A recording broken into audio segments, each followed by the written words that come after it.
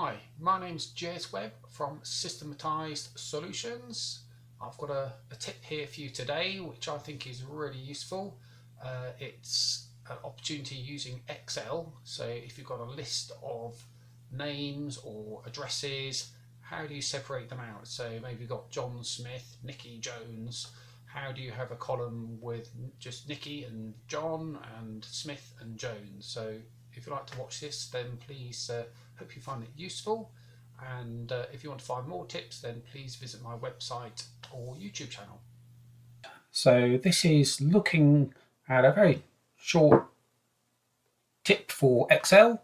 I've got on the screen here, you might see, got a list here of people. You might recognise some of the names here. And what I want to try and do is, how do I separate out first name to surname? So this column A here has the first and second name all in there all together, Donald Trump. But how do I have Donald in this one and Trump in this one? Now Excel offers a very simple solution for this. So the first one is Tom. So let's start typing Tom and then write Donald underneath, and you can see that Excel has already picked up thinking, oh, do you want to carry on with this list? So it's saying it's already picked up the first names of all the people listed there. So I'm just going to press the Tab key on my keyboard and all the names will automatically appear.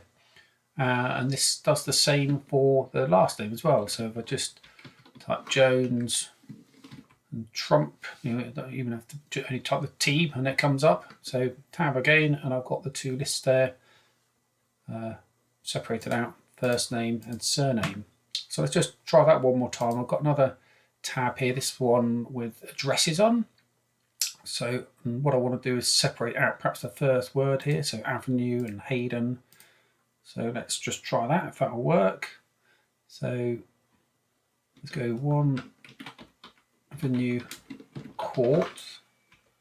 Let's try 34 Hayden Road. There we go. And I've just pressed Tab, and that'll fill the rest of them. And now I just want the city. So I'm going to type Southampton, and then Bournemouth, and there we go. It's already filled it out for me. So the address that's in one field here, I've now separated out into two separate fields. So a very short one there. I think it's a very useful thing. So hopefully that's of some help to you. If you like these videos, please click the subscribe button, visit my website for more resources, and look forward to speaking to you soon.